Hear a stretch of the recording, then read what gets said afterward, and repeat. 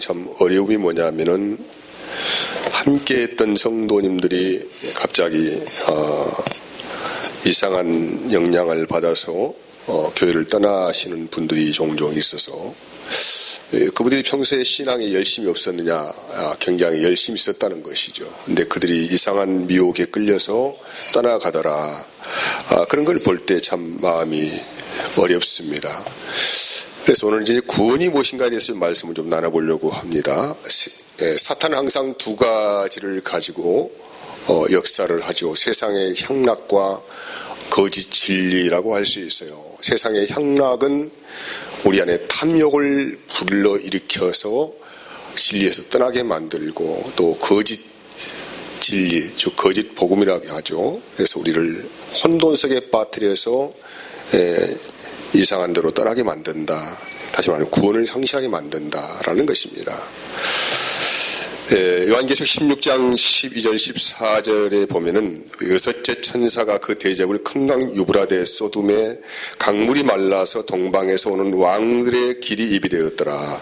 또 내가 봄에 개구리 같은 새 더러운 영이 용의 입과 짐승의 입과 거짓 선지자의 입에서 나오니 그들은 귀신의 영이라 이적을 행하여 온 천하 왕들에게 가서 하나님 곧 전능하신 이의 큰 날을 있을 전쟁을 위하여 그들을 모으더라. 그래서 이 시대가 이 마지막 때이죠. 이 마지막 날에 사탄이 혈안이 되어서 대대적인 전쟁을 현재 하고 있는데, 그 전쟁이 뭐냐면은 아마겟돈 전쟁이라고 합니다. 아마겟돈 전쟁에 쓰이는 무기가 무엇이냐? 사탄의 무기죠. 그건 거짓 복음과 거짓 역사다. 이렇게 오늘 말씀을 하고 있어요.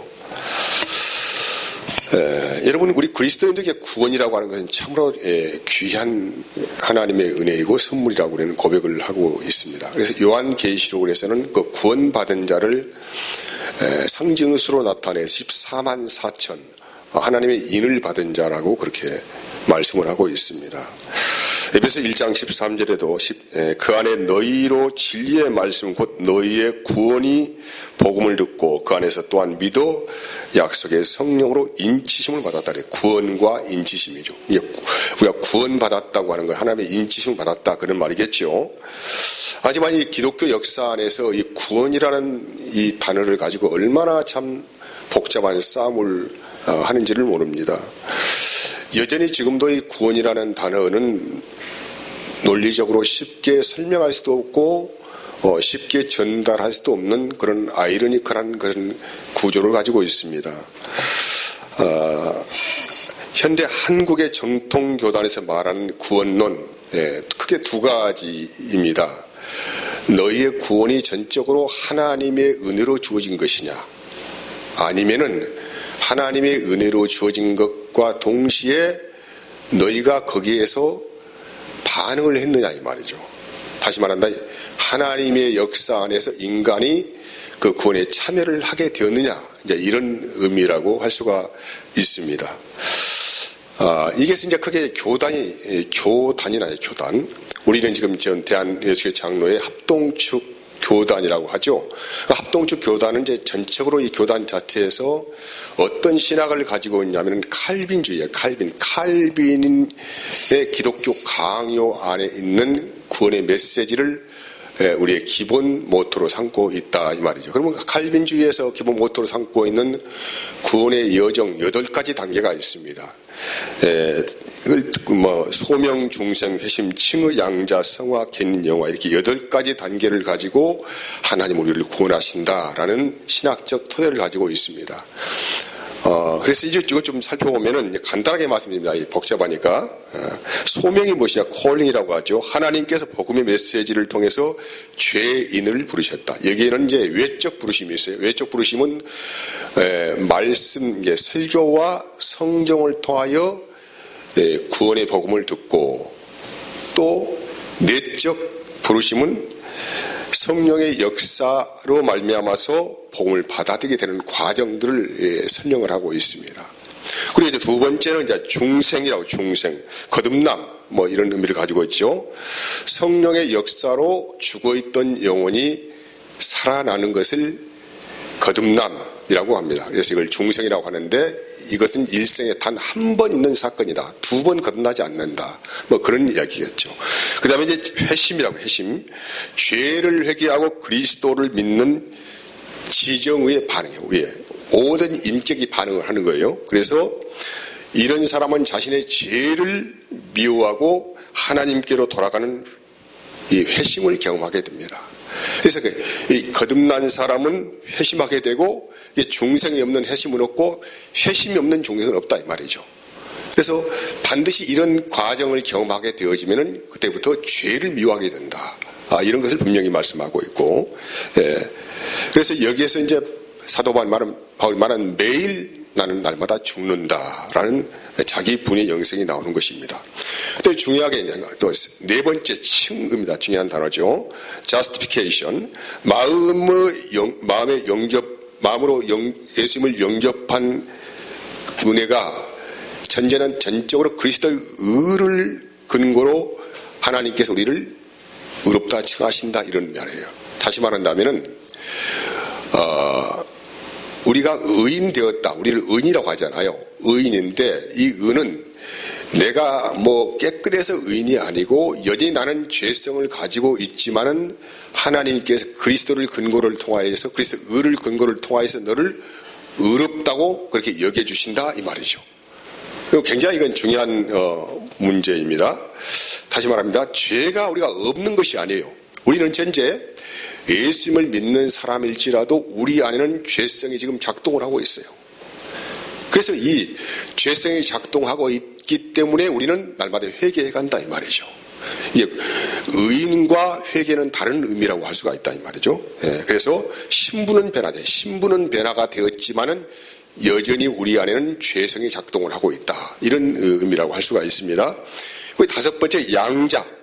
하나님의 자녀로 받아들여서 자녀로서의 모든 권한과 권리를 누리게 하시겠다라는 하나님의 의지고, 또 성화의 단계가 있습니다. sanctification. 성령의 도우심으로 죄의 지배를 벗어나서 점점 거룩해지는 과정을 겪게 된다. 누가? 거듭난 사람은 그렇다 이 말이죠. 누가? 예, 그래서 칭의, 다시 말하면 하나님의 은혜로 우리가 의인 되었음에도 불구하고 우리는 여전히 죄성이 있기 때문에 날마다 죄를 향해 달려가고 있다. 그래서 우리는 날마다 회개를 한다 이 말이죠. 그래서 이 회개의 과정을 통하여서 성화라는 은혜를 입습니다. 성화. 점점 거룩하게 간다. 그런 얘기겠죠. 그 다음에 견인 7번째입니다. 하나님이 택하신 자를 끝까지 붙드셔가지고 구원해서 탈락하지 않게 하신다. 하나님께 선택하신 자들은 끝까지 하나님이 붙드셔가지고 절대로 구원에 탈락시지 않으신다. 이렇게 이제 칼빈은 주장을 하고 있습니다. 그리고 나머지 영화죠. 육체의 죽음 이후에 부활하여서 완전하고 죄 없는 상태에 이르는 구원의 최종적인 완성을 영화라고 그렇게 8가지 단계로 구분을 하고 있습니다. 아무튼 여기서 좀 생각해보면 견인, 이것은 내가 하나님을 붙드는 게 아니고 하나님이 나를 끝까지 붙들고 있다는 얘기예요. 하나님 편에서 붙드는 것입니다. 이게 좀 다릅니다. 아무튼 이렇게 해서 인간의 모든 구원의 과정을 주도권을 가지고 계신 분이 누구냐? 하나님이시다 이 말이죠. 내가 주도권을 갖고 있는 게 아니야. 하나님이 전적으로 택하시고 은혜를 부어주셔서 믿음까지도 주셨다. 이렇게 정리를 할 수가 있습니다. 그리고 이 근거가 말씀 중에 선거가 로마서 8장 30절입니다. 또 미리 정하신 그들을 또한 부르신 그들을 또한 의롭다 하시고 의롭다 하신 그들을 또한 영화롭게 하셨다라는 것입니다.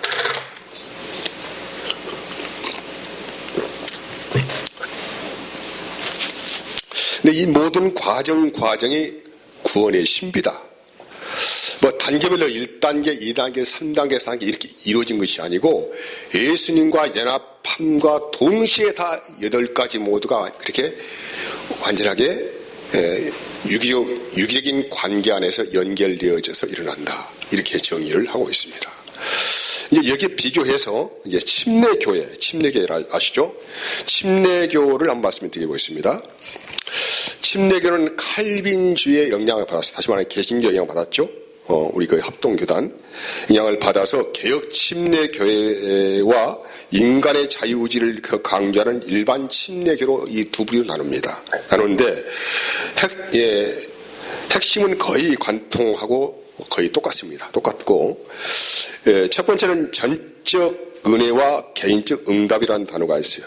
구원이 100% 하나님의 은혜라는 점에서는 칼빈과 동의하지만 그 은혜에 반응하는 개개인은 인격적 결단이 반드시 필요하다. 이런 얘기죠. 이게 아까는 좀 다르죠? 하나님이 전적으로 하셨다와 이것은 이제 하나님의 은혜는 맞지만은 내가 거기에서 인격적 결단을 해야 된다. 그런 얘기입니다. 좀 미세한 차이가 있다 이 말이죠. 좀 헷갈립니다. 그래서 다시 말하자면 칼빈주의는 하나님이 먼저 우리를 거듭나게 하셔서 믿음이 생겼다 이렇게 이야기하는데 침례교는 복음을 듣고 개인이 회개하고 믿을 때 성령이 역사했다 이렇게 바뀌는 거예요. 그렇게 됩니다. 그래서 이제 유아 세례 우리는 유아 세례를 주잖아요. 근데 침례교는 유아 세례를 주지 않는 이유가 뭐냐면은 바로 그는 스스로가 자기의 죄를 고백하는 그런 고백이 없기 때문에 그렇다. 인격적 결단이 없다. 유아는 그런 이제 의미라고 하는 것입니다. 그래서 이제 또 이제 이 인격적인 만남 가운데 지정의 세 단계로 나눕니다. 지는 복음을 지적으로 이해하는 단계이다. 그리고 정은 죄를 슬퍼하고 주님을 사랑하는 것이다. 의는 내 삶의 주권을 주님께 양도한다. 중요한 것은 아무튼 복음을 지적으로 잘 깨달아 이해를 해야 돼요. 이게 이제 침례교에서 주장하는 그런 것입니다. 다음에 감리교를 보겠습니다. 감리교. 제가 이렇게 말씀드린 것은 구별해보라고, 여러분이 생각해보라고 지금 말씀드리는 거예요. 조금 어렵죠. 신학적인 용어가 많이 들어가기 때문에 어렵습니다. 감리교는 보편 구원론이, 만인 구원론이에요. 이 칼빈은 만인 구원론이 아니고 하나님이 구원하기로 작정된 자만 구원을 하신 거예요. 근데 감리교는 모든 사람에게 구원이 열렸다 이 말이죠. 이게 제한된 구원이 아니야. 모든 사람에게 보편적인 구원이 이루어졌다. 이렇게 보는 것입니다. 그래서 구원이 소수의 선택받은 자들만이 아니라 세상의 모든 사람에게 열려 있다. 예수 그리스도의 대속은 모든 인류를 위한 것이고 누구나 믿음을 통해서 구원을 받을 수 있다. 이렇게 이제 그래서 인간의 믿음과 응답을 굉장히 중요하게 생각을 또 합니다. 그리고 이제 이 땅의 두 번째는 이 땅에 사는 동안 성령의 도움으로 완전한 사랑의 상태를 향해 끊임없이 나아가야 한다라고 그렇게 말씀을 하고, 그럼 인간이 그러면 한 번 구원받으면 타락할 가능성이 있느냐 없느냐 하고 볼 때 타락할 가능성이 충분히 있다라는 의미입니다. 그래서 한 번 구원받더라도 스스로 믿음을 저버리고 은혜에서 떨어져 나갈 수 있다고 경고를 하고 있습니다.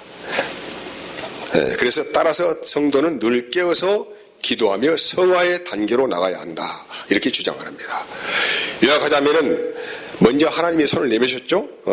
그래서 인간이 그 손을 잡았습니다. 잡고 이제 그 다음에는 그 끝나는 것이 아니고 평생 그분과 함께 거룩하게 변화되어 가는 과정을 겪어야 한다.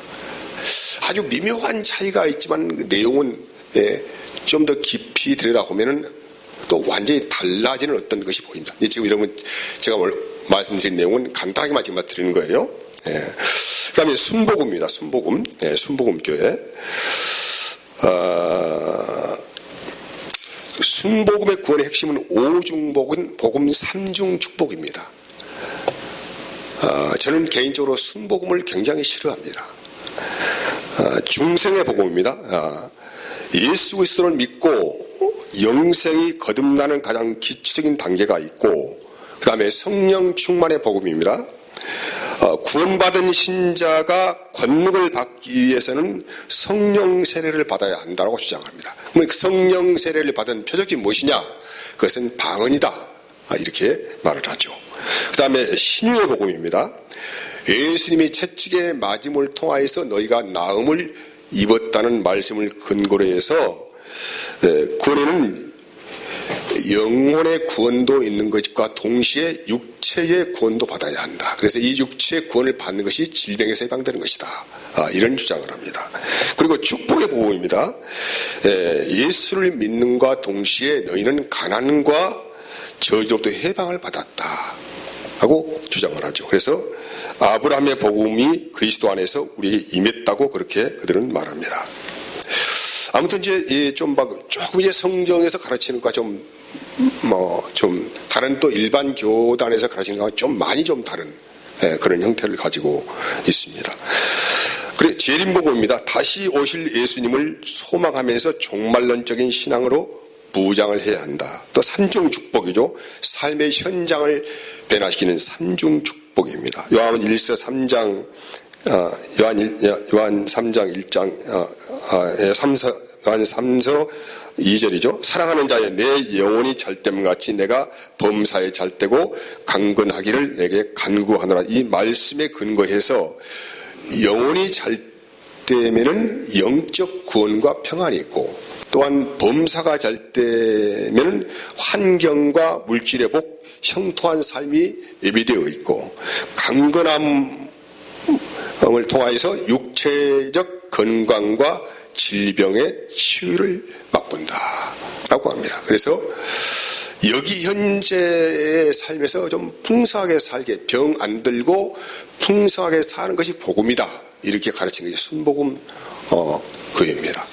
여러분, 제가 이제 좀 몇 가지를 지금 네 교단을 이렇게 이제 혼합하여서 그냥 간단하게, 좀 깊게 들어가면 복잡하니까 아주 간단하게 드러나 있는 것만 말씀을 드렸는데, 여러분 구분하시겠습니까? 무엇이 구원인가 구별하시겠습니까? 조금 복잡하지요. 조금 복잡합니다. 정리하자면 자, 장로교는 내가 믿는 것이 아니라 하나님이 나를 창세전에 선택하셨다는 하나님의 절대적 주권을 강조를 하고, 침례교는 개인의 신앙 고백을 중요하게 여깁니다. 그래서 스스로 믿음을 고백할 수 있을 때 침례를 줍니다. 그게 침례, 물에 잠기는 침례죠. 그 의식을 한다 이 말이에요. 스스로 나는 정말로 믿음을 가지고 있다는 고백과 동시에 그 침례를 준다. 그리고 굉장히 침례를 강조하죠. 감리교는 하나님은 모두에게 은혜를 주셨고 인간이 자유의지로 응답해야 함을 강조를 하고, 이후에 도덕적 거룩함, 즉 성화를 매우 중요하게 생각한다. 또 순복음은 영혼의 구원뿐만 아니라 육체 질병, 치유, 생활의 축복 등을 포함하는 삼중 축복과 성령 세례를 통한 구원의 확신을 강조한다. 현재 제가 보기에는 한국 교회들이 아마 순복음의 영향을 많이 받았지 않느냐 생각합니다. 왜냐하면은 그 당시에 정기 목사님이 이 오중복음 삼중 축복을 가지고 교회를 개척해가지고 많은 수가 가난하고 질병 사람들 많이 이렇게 가서 순간적으로 폭발하게 된 동기가 바로 이런 메시지를 가지고 이렇게 했거든요. 그러니까 지금도 이런 메시지를 강조하면 교회는 굉장히 부흥할 수가 있습니다. 그렇습니다. 그런 얘기예요. 그래서 하지만 제가 보기에는 이게 좀 순복음 말고는 다른 여타의 교단들은 그게 특별하게 무슨 다른 것은 없는 것 같다. 왜냐하면은 겉으로는 그렇지만은 안에 깊이 들여다 보면은 아주 미묘한 차이가 좀 있기는 한데 그렇게 큰 어떤 차이는 없다, 그렇게 봐지거든요. 제가 겉으로는 이렇게 말하지만은 더 깊이 들어가면 저도 자세히는 모르겠지만은 그 신학이라고 하는 것이 할수록 어렵거든요. 그래서 아주 미묘한 차이가 있다. 하나님이 먼저 하셨느냐, 아니면 인간이 거기에 반응의 정도가 몇 프로가 됐느냐, 이 차이를 가지고 지금 말하고 있는데, 그것도 이 말씀의 깊이를 들어가면은 그것도 사실 거의 없어지는 상태가 되지 않겠느냐, 이제 이런 말씀을 드립니다. 그래서 이제 이런 혼란 속에서 그래도 우리가 하나 되어야 되지 않겠느냐라는 먼저 출발한 것이 뭐냐면 삼위일체예요. 그래서 우리가 예배 시간 전에 신앙 고백을 하는 것은 당신이 믿는 것이 무엇이냐 이 말이거든요. 성부, 성자, 성령 하나님 믿느냐. 네가 죄에서 구원함 받는 믿느냐, 이런 이제 믿음을 고백하게 하자. 이것을 가지고 이제 우리는 그래도 위험하지 않는 신앙 고백을 하고 있다, 이렇게 판단을 하게 된다는 것입니다. 아무튼 이 무엇이 맞는가는 참 어려운 문제입니다. 그래서 구원론이라고 하는 것은 한마디로 그렇게 정리할 수 없는 아주 미묘한 그 어떤 것이 있다.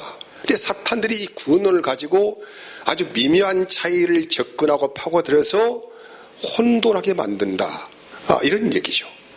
그래서 이제 더욱더 문제는 이제 구원론은 그렇지만 이제 이 요한계시록에 들어가면 더 복잡해요. 완전히 극이 갈라집니다.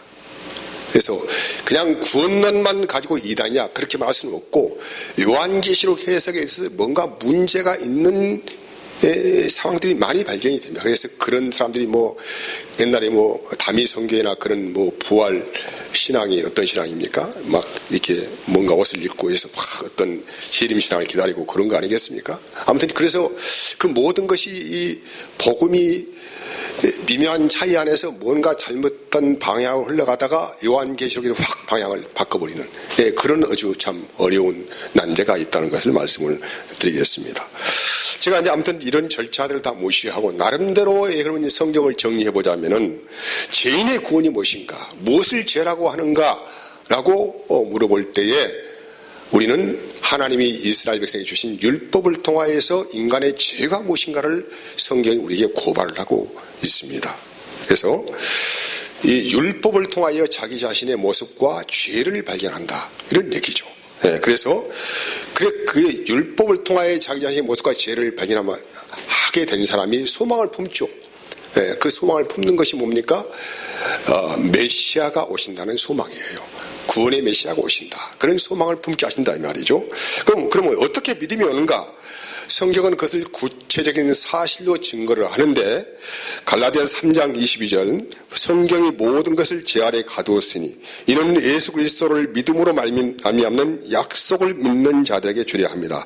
고전 15장 3절 4절, 내가 받은 것을 먼저 너희에게 전하였노니 이는 성경대로 그리스도께서 우리를 죄를 죽으시고 장사 진행받으셨다가 성경대로 사흘 만에 다시 살아나셨다. 그래서 예수님께서 살아계실 동안에 성경대로 이루신 그 사건이 역사적인 증거를 가지고 있습니다.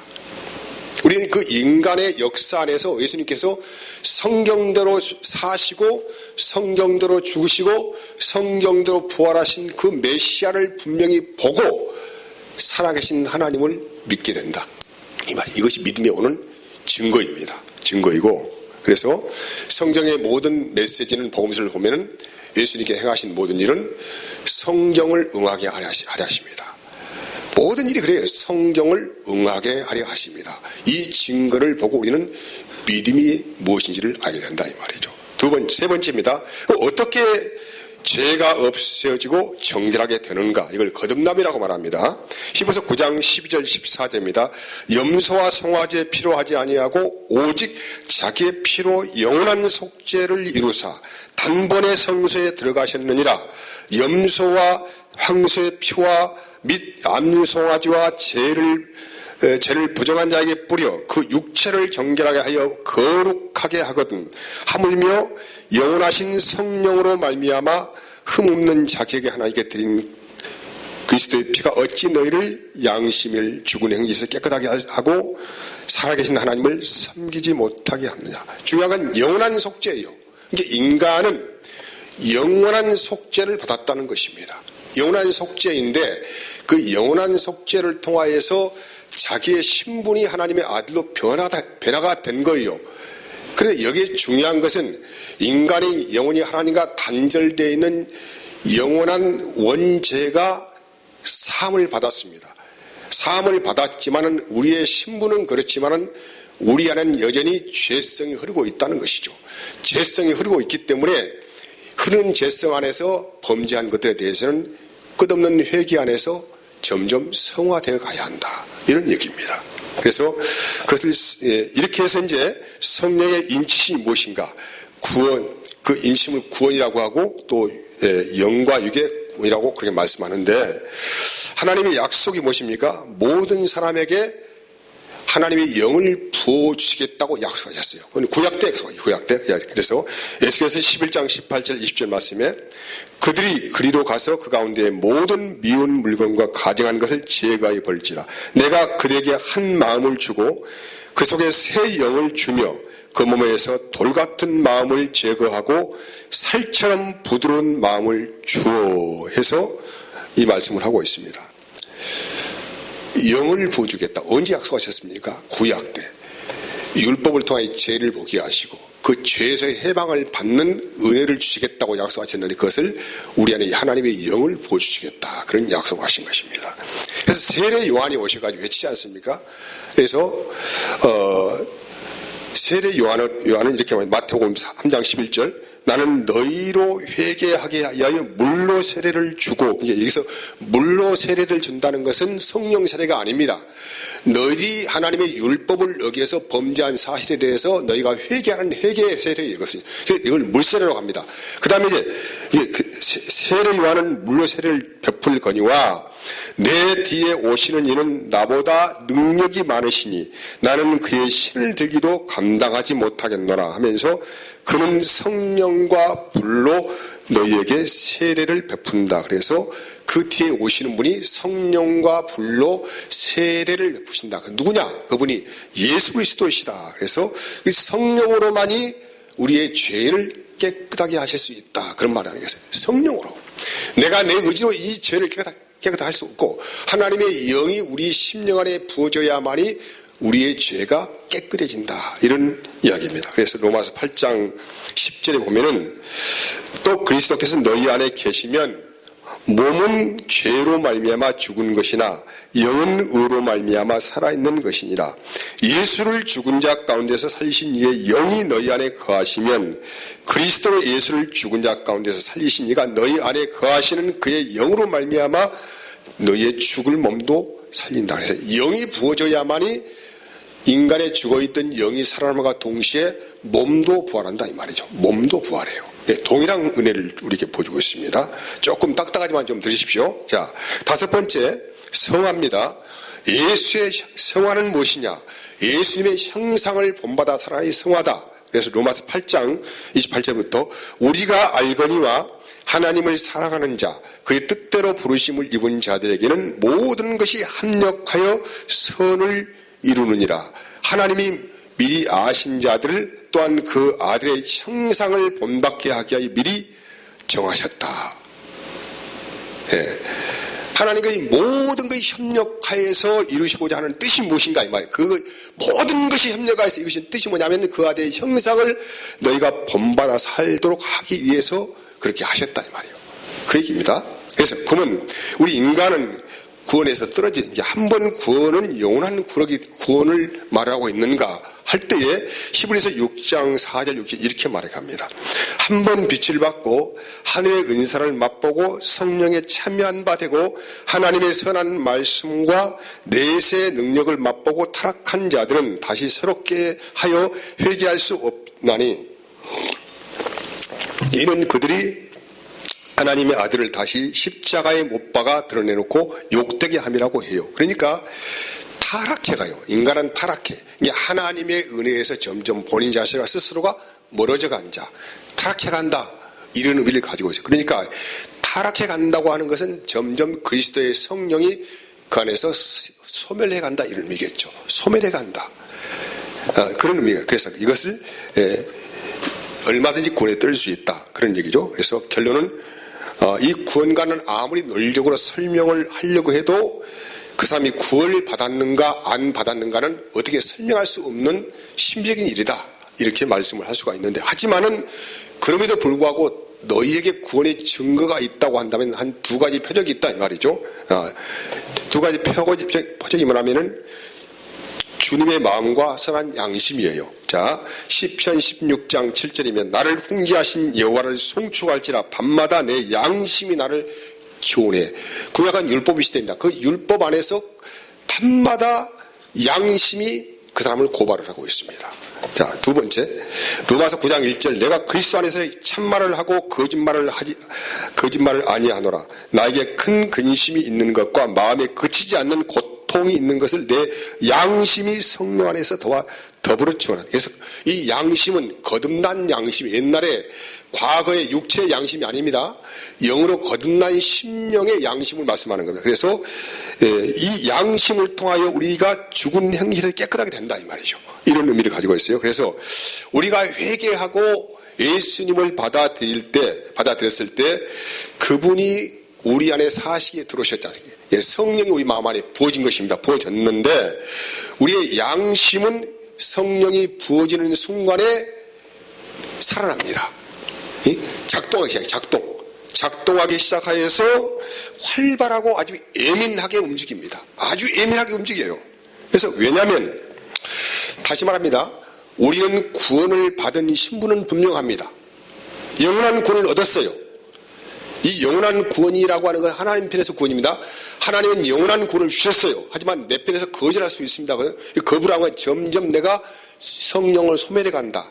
타락한다. 그런 의미를 가지고 있습니다. 그래서 우리가 선한 의도를 가지고 있을지라도 어쩝니까? 여전히 죄를 지을 수밖에 없는 현실 가운데 살고 있어요. 살고 있기 때문에 그래서 하나님은 성령을 통하여서 거듭난 양심을 주시죠. 양심을 줘가지고 우리가 죄를 짓고 하나님께 불순종하게 되어지면은 가장 먼저 이 양심이 경고를 합니다.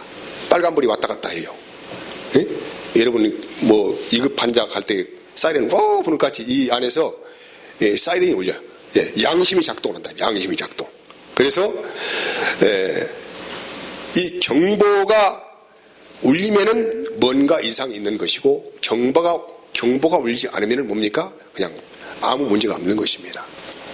그냥 평범하게 생각하시면 돼요. 근데 마음에 경보가 울리면 이것은 내가 지금 성령을 근심하게 하는 뭔가의 죄질을 짓고 있다. 이렇게 생각하시면 분명하지 않을까 생각을 합니다. 아무튼 이것은 하나님이 원하시는 거룩한 성품에 뭔가 부합하지 않는 상태에 빠져 허거덕일 때 우리 마음의 양심이 작동을 해요. 작동을 해서 경고등을 계속 울려가면은 마음에 평안도 없고 마음이 그냥 들락말락하고 그냥 가슴이 통강하고 뭐 이런 게 있겠죠. 그래서 이것은 분명한 성령의 음성 안에서 이런 양심의 작동이다. 이렇게 저는 말할 수가 있습니다. 그래서 이런 때는 반드시 회개가 필요하다. 회개가 무엇입니까? 회개. 메타노이아, 죄에서 완전히 돌이키는 것을 회개라고 해요. 회개. 완전히 죄에서 돌이켜 그냥 입술로 나 잘못했습니다. 하나님 용서해서 이 차원은 회개가 아니에요.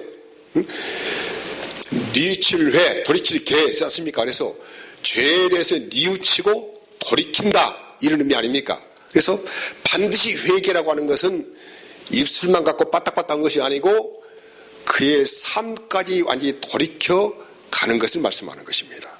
자기 잘못을 인정하는 것입니다. 인정하고 인정했으면 그때부터 그 죄를 미워하는 거예요. 미워.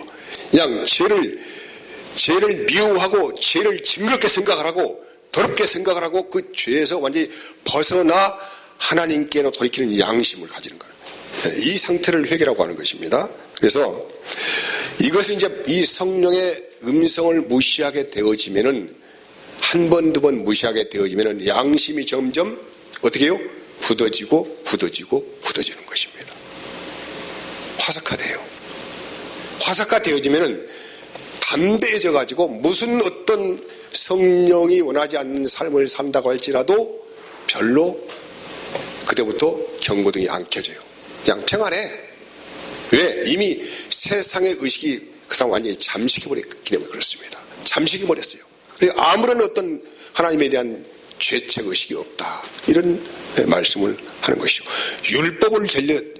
율법을 지키지 못하여서 죄인이 아니고 이제부터 성령의 인도하심을 거부하기 때문에 그걸 죄라고 말씀하는 것입니다.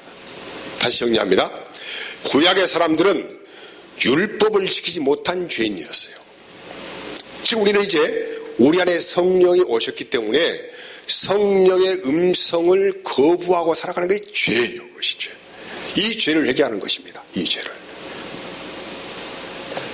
히브리서 10장 22절 우리가 마음의 뿌림을 받아 악한 양심으로부터 벗어나고 몸은 맑은 물로 씻음을 받았으니 참 마음과 온전한 믿음으로 하나님께 나가자. 베드로전서 3장 21절 물은 예수 그리스도께서 부활하심으로 말미암아 이제 너희를 구원하는 편이 세례라 곧 이 육체의 더러운 것을 제하여 버림이 아니요 하나님을 향한 선한 양심의 간구다라고 그렇게 정의를 하고 있습니다. 중요한 것은 우리 안에 영원한 복음으로 오신 성령께서 인도하신 삶을 살아가는 것이 생명의 삶이라고 결론을 맺습니다. 제가 간단하게 이제 이 구원에 대해서 네 부류의 한국교회 대표적인 교단을 말씀드렸고, 그게는 미미한 차이가 있다. 미미한 차이가 있고, 거기에 잘못 구워지면, 그게 잘못 끼어지면은 조금 이렇게 뭔가 문제가 발생이 된다.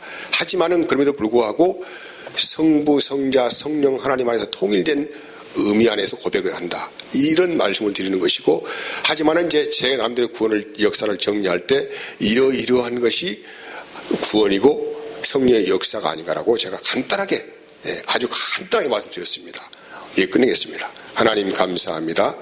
은혜롭게 하시고 복되게